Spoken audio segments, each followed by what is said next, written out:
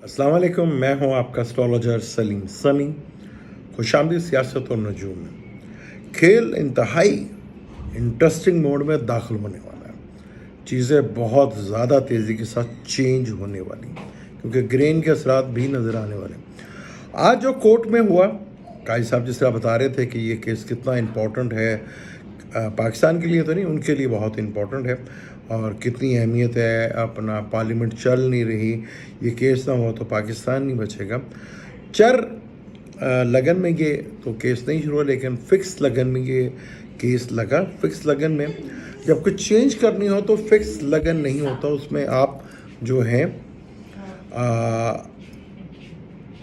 चर लगन को यूज़ करते हैं। और जब ये आखिरी जब आके अदालत बैठी तो वो फिक्स लगन था।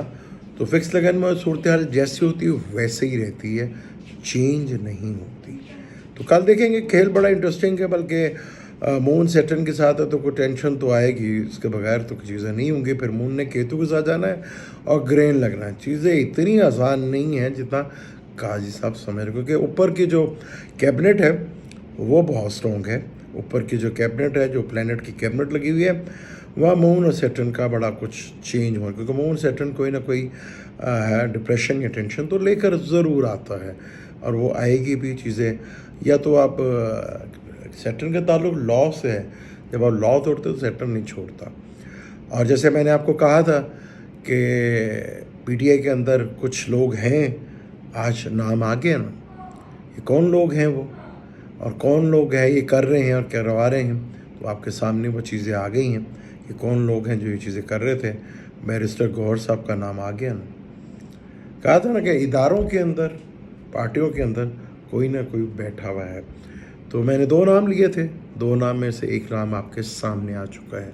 तो सूरत हाल आपके सामने है, और खेल जो है वो काफ़ी ज़्यादा स्ट्रॉन्ग होने वाला है।